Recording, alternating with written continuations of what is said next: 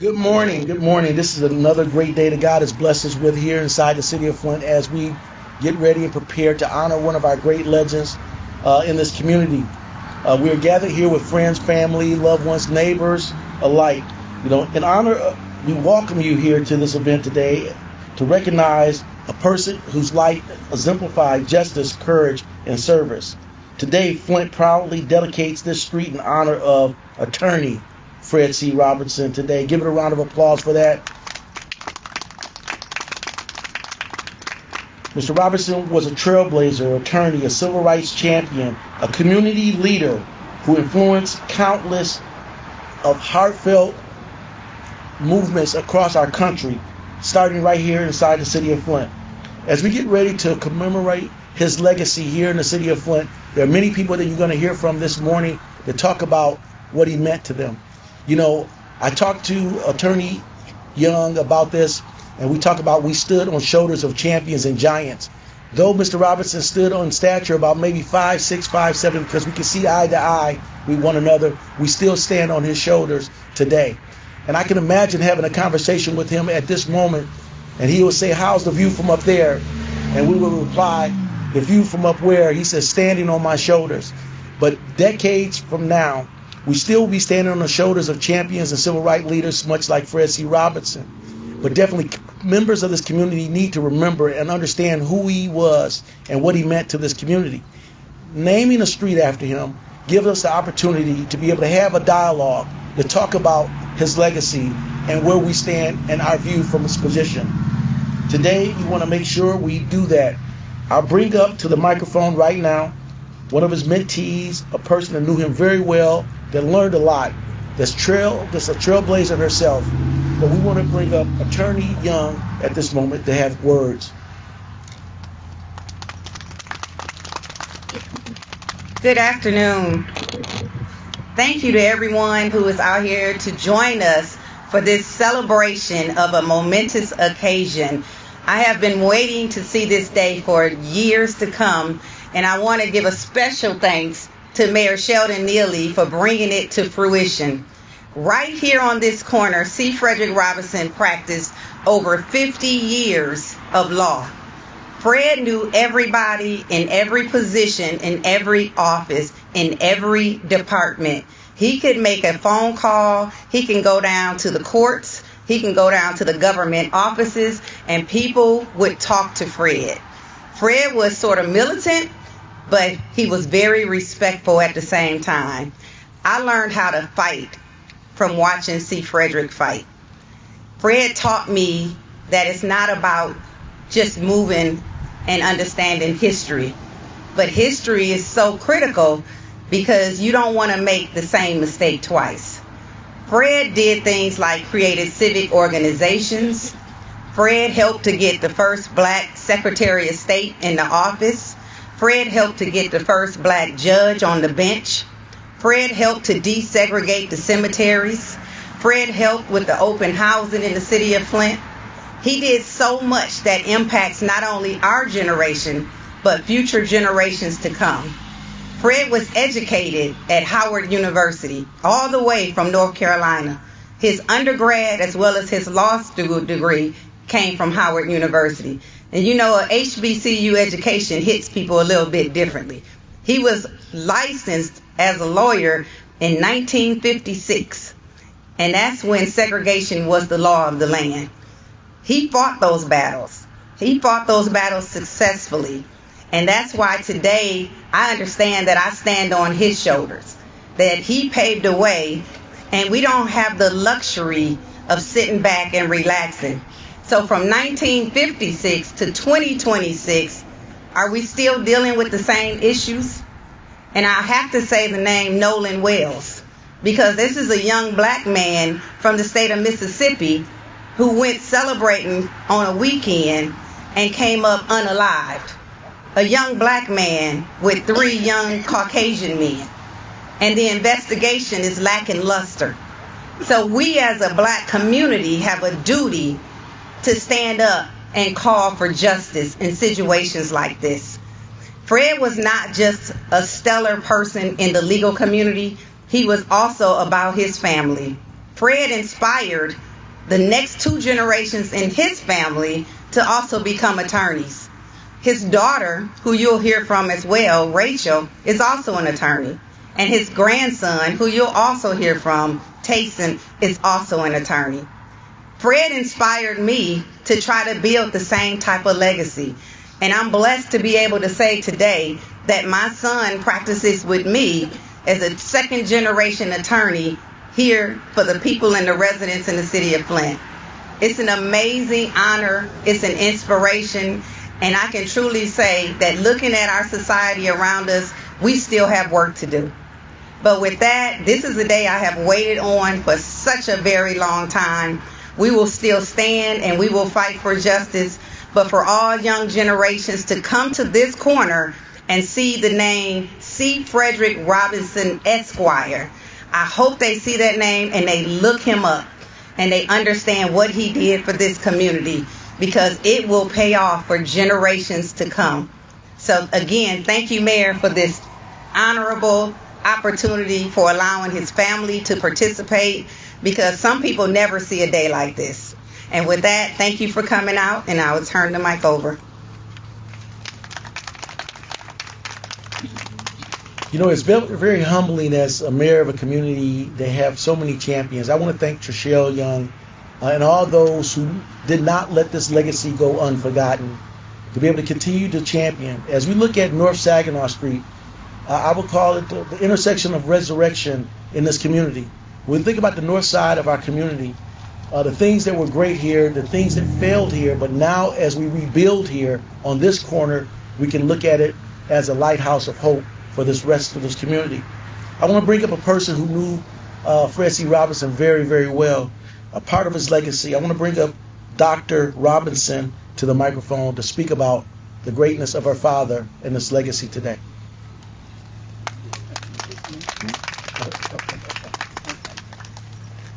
So we're C. Frederick's children, which means we roll the way we roll. So Rachel's going to come first.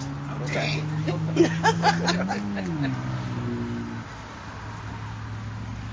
Well, and Debbie is the oldest, so she definitely rules how she wants to rule. So my name is Rachel Robinson. I'm the middle child of Fred Robinson. And when I was, 8 years old, he gave me the summer to memorize a poem called If by Rudyard Kipling. And I think of this poem just in various moments of my life, when everything's going right for me, when everything's going wrong for me. It gives me strength. It helps me to move along and to take things in perspective. So I'm going to read this poem for you, which just, I think, encapsulates my dad and who he was and how he approached life. So this is If you can keep your head when all about you are losing theirs and blaming it on you. If you can trust yourself when all men doubt you, but make allowance for their doubting too. If you can wait and not be tired by waiting or being lied about, don't deal in lies, or being hated, don't give way to hating. And yet, don't look too good, nor talk too wise. If you can dream and not make dreams your master, if you can think but not make thoughts your aim, if you can meet with triumph and disaster, and treat those two imposters just the same. If you can bear to hear the truth you've spoken, twisted by knaves to make a trap for fools, or watch the things that you gave your life to broken, and stoop and build them up with worn out tools. If you can make one heap of all your winnings and risk it on one turn of pitch and toss and lose and start at your beginnings and never breathe a word about your loss, if you can force your heart and nerve and sinew, which means muscles,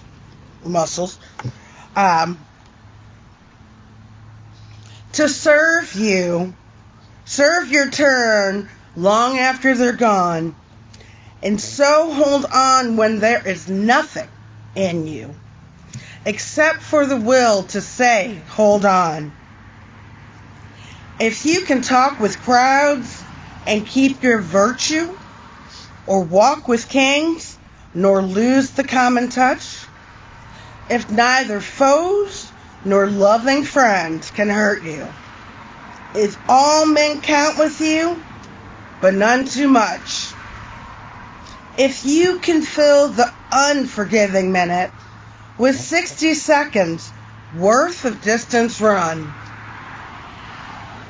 yours is the earth and everything that's in it. And which is more, you will be a man, my son. Well, or daughter, and you'll be a woman. So that's it. That's the poem, and that's what I carry with me every day, and that's what my dad taught me. Thank you all, and thank you for honoring him.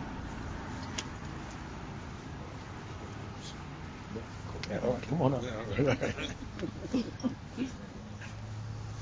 All right, good. All right. Good morning. Thank you, everyone, for being here. Mayor, thank you so much for honoring my grandfather, Attorney City Frederick Robinson. Can everybody hear me okay? All right. Rachel kind of set me up. I wasn't prepared for the poem. That is a poem that was passed to me genetically and directly from this beautiful woman here.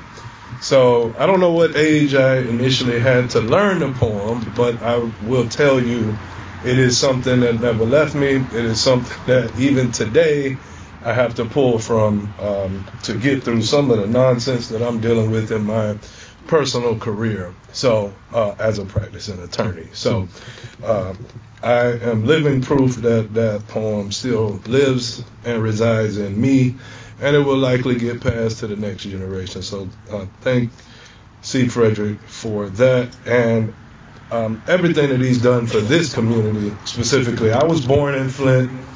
I worked in Flint my first year after going to college. After my freshman year of college, I interned here, and I'm grateful to this city. This is a city known for its hard work, its genuine, authentic people, and the fact that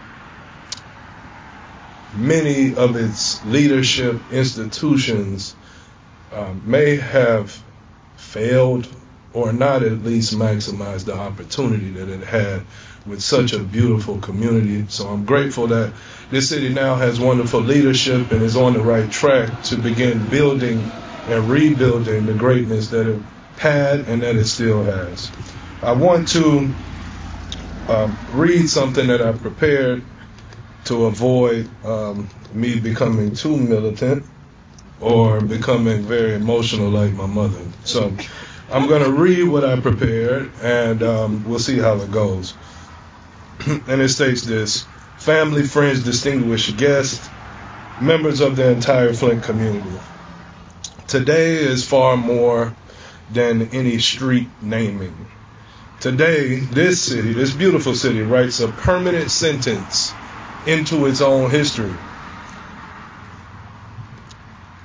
Long after every one of us has gone and moved on, and God willing, we have our own children and grandchildren to carry on our legacy, those children will see a street named after my grandfather, C. Frederick Robinson. He was a father. He was a humanitarian. And then he was a lawyer, counselor, advocate, protector of his community, and protector of the powerless. He was a man who believed that the Constitution belonged to each and every person.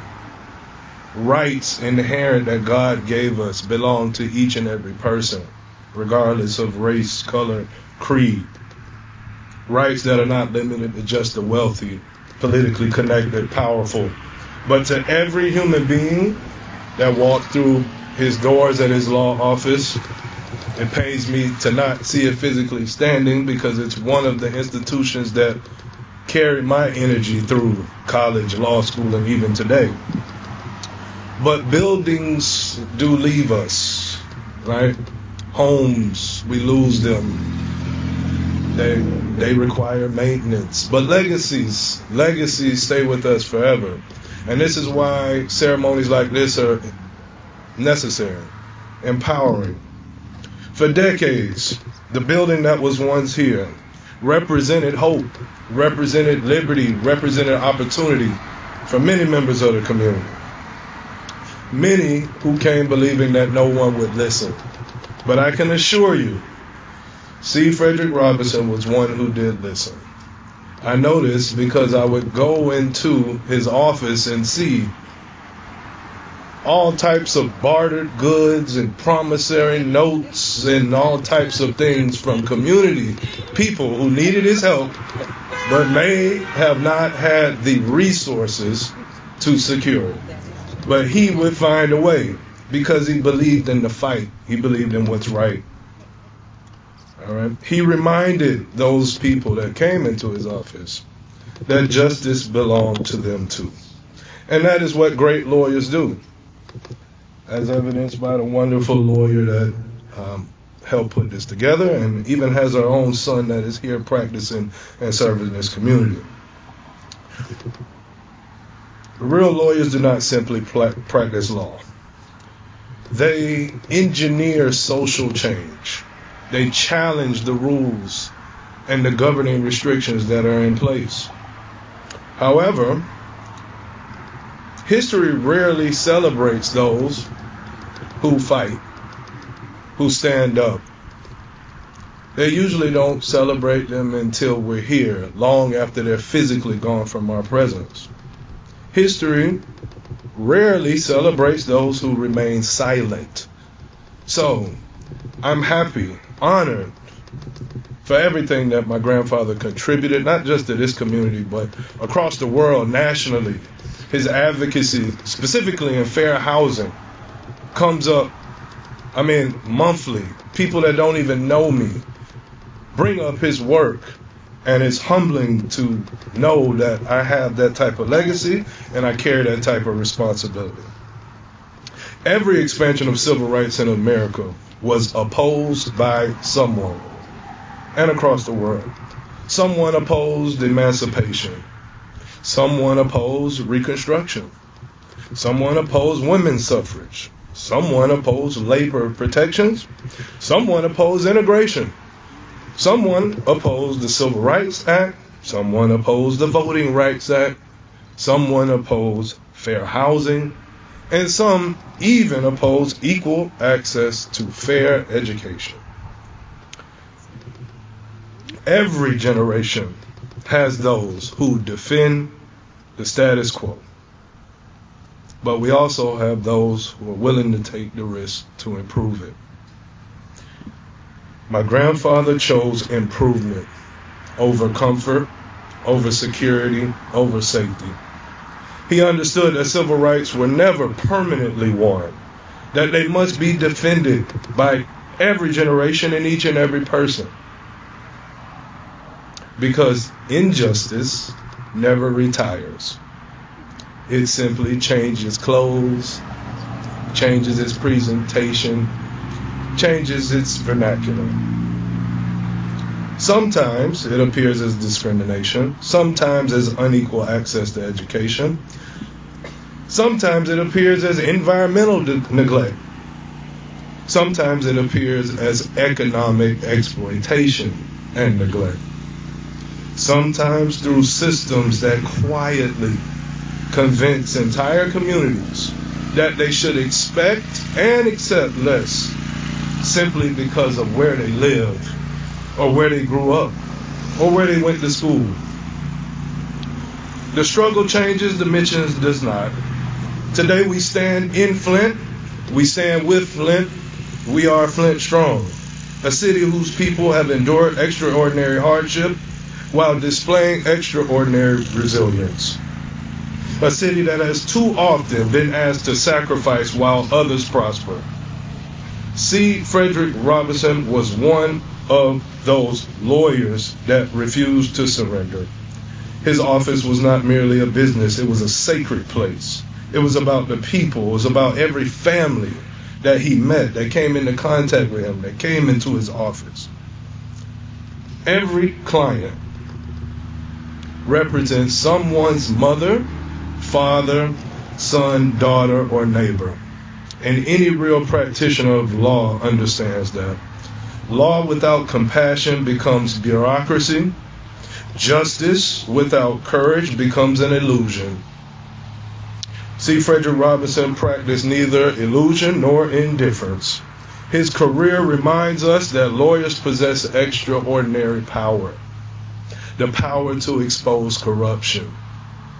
The power to protect rights, constitutional rights. The power to challenge government when it fails. The power to demand accountability from corruption, corporations, and government. The power to ensure that justice is not reserved for those who can afford it. But today, cannot be merely about remembering one lawyer. It must be about producing not just 1, 2, 3, but thousands more. We need young lawyers, young people, young advocates who are willing to enter neighborhoods that others have abandoned. We need judges who understand that justice is measured not by speed, but by fairness. We need mayors and local leadership that understands that representation is not limited to zip code. We need communities that understand voting is not merely a right, it is a duty, a responsibility, a commitment to those who came before and fought for those rights. The greatest monument to my grandfather, C. Frederick Robinson, will never be a street. It will be the generations of lawyers that he inspired.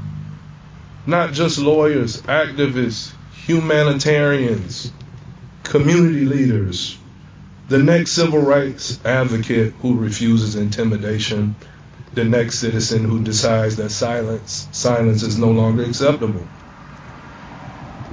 Street signs, they point somewhere. This street sign points forward. Forward towards greater equality, greater accountability, stronger constitutional protections, broader access to justice, where no child believes their zip code determines their future, where no child is literally left behind. Forward towards a nation where promises of liberty and equal protection are experienced, lived, not merely recited. To my family,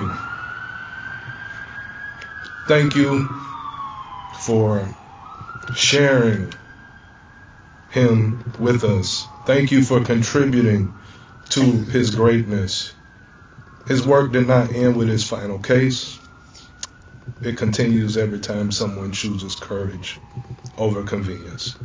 Every time a lawyer stands for principle instead of profit. Every time a citizen refuses to accept injustice as normal. Every time someone believes that one individual can still make a change. That, my friends, that, Flint, is legacy. That is leadership. That is immortality. So today, this city's leadership has dedicated more than the street. We, all of you, have dedicated ourselves. My request is that every person who passes this sign that is going up today, remember that justice requires work.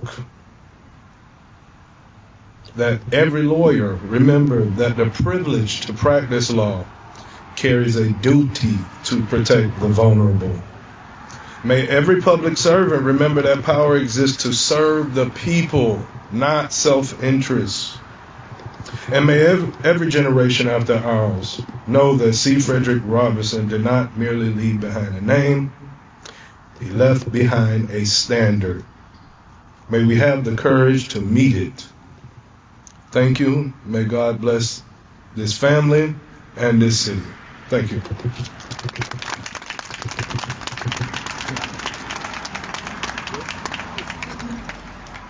Now, Dr. Robinson. Thank you. So actually, I was just stalling because I didn't know what I wanted to say. But so I just had to say this. So Brenda, that's C. Frederick's grandson, ain't it? I saw you, and I saw you too, Trishelle. Like that summer, Jason spent a summer with Daddy, and he came back different. He came back like half Daddy, right? That's what you just saw. I'm so proud of him. And then, of course, Rachel, who's his Daddy's like right-hand partner. With that. Okay, let me just come back and say this.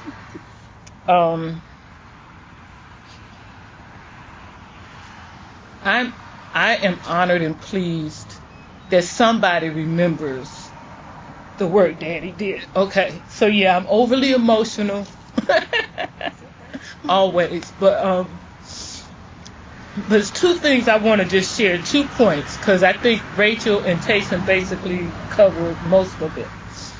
One is Daddy didn't do his work alone, and he had groups that I called the fellas. They wasn't always the fellas, right? But the fellas who would, in my child's eye, would be at our house on Sunday watching the football game and talking about what they needed to do in their respective roles to make life better for others. I didn't hear conversations about what they were going to do to make life better for them. I heard them talking about changing these institutions and these structures and bureaucracies so that people could actually climb up, right? I grew up reading the Flint Journal to read what bad things they were saying about my daddy, right? Like he was public enemy number one. And then trying to juxtapose that against what I heard on Sundays when I was making sandwiches, okay, for the fellas. And that's when I started to understand the hypocrisy in this world, right? And even then, now we in the land of disinformation now, but there was disinformation then, right? And I grew up listening to these people talk about how they were going to work inside and outside of institutions to make system change. And I think that that's what each of us has continued to try to do in our own way as we learn those things from Daddy. But the other thing I just want to share, and Tayson hit on this, it doesn't come without a price, right? So I remember very clearly, I think I was in junior high, and Daddy came home late one night, and as he was putting his key in the front door, his car in the driveway blew up and caught fire, right? And when the police and fire came, and the policeman stood there and said to Daddy, the catalytic converter caught fire on the leaves.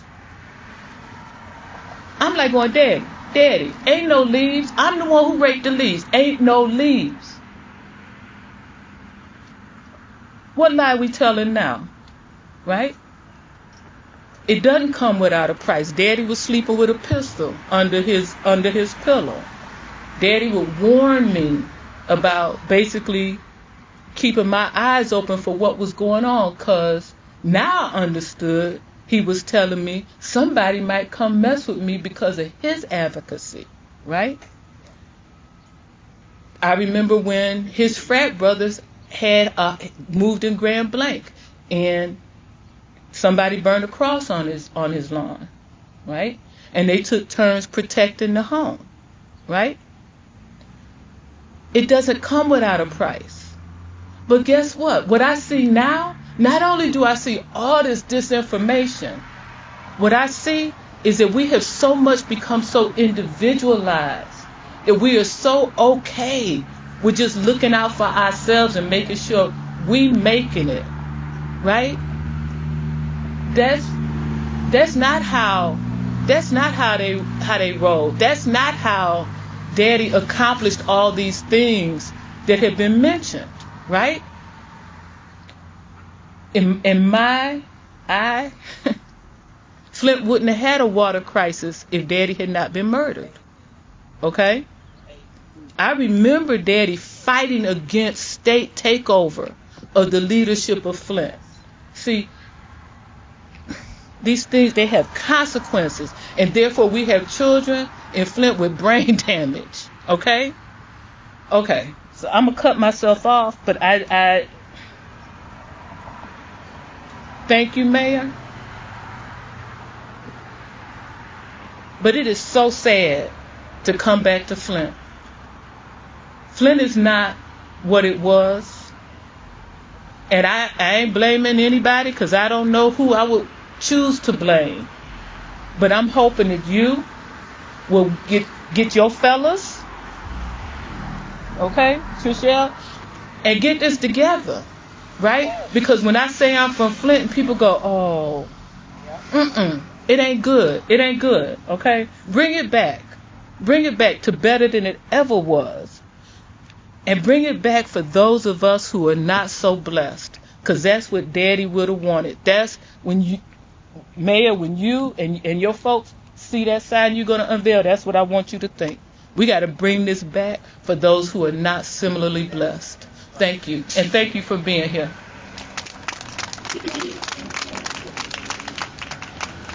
Wonderful words from the family. I know that I am inspired, and I remember the stories that my father told me about Fred C. Robinson when I was growing up, listening to the great things that he accomplished. As we look at the Resurrection Corridor on North Saginaw, we definitely are engaging great things, and I would assure you, Dr. Robinson, Flint is back, and we're moving in a great direction, and that's why we are so Flint strong.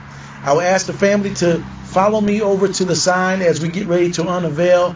We'll allow our media to be able to get to that position, to go ahead and set up, and then we'll do a great thing that we all come here to see, is to unveil Fred C. Robinson Street.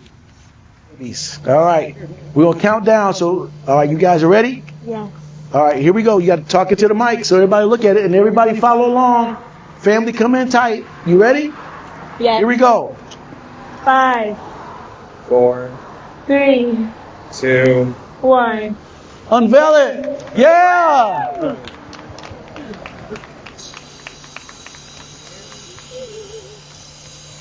Is that good? Yes, very good. amazing. Who's going to be the lawyer and who's going to be the doctor? All right. Thank you all for gathering here today on Heroes Weekend on our Resurrection Corridor right in front of Job Corps here. I want to thank the Robinson family for being here and allowing us to do this. But I'll give the last words to Trishelle Young, who has been a true champion for this community, who has learned from Fred C. Robinson and will continue to grow the legacy here in our city. Thank you, Mayor, again. Thank you to everyone that came out this afternoon. The weather held off for us. This is history in the making, and as Tayson and his mom so rightfully indicated, as well as Rachel, there is still work to be done. So we need to make sure that we stand in the gap for those to come behind us. And remember whose shoulders we stand on. People like Attorney C. Frederick Robinson and people like Brenda Williams. Did you want to say something? You knew Fred as well as anyone. When I came to Flint looking for an office, Brenda was in with C. Fred right on this very corner. So it's because of the history and the individuals that he connected with that he was able to get things done. So let us work together as we move forward for the benefit of our community. Thank you to State Representative Cynthia Neeley for being out here, and to all of you all for coming out to celebrate this momentous occasion, especially Attorney C. Frederick Robinson's family. Generations, 3 generations right here, all inspired by Attorney C. Frederick Robinson. So thank you all. God bless.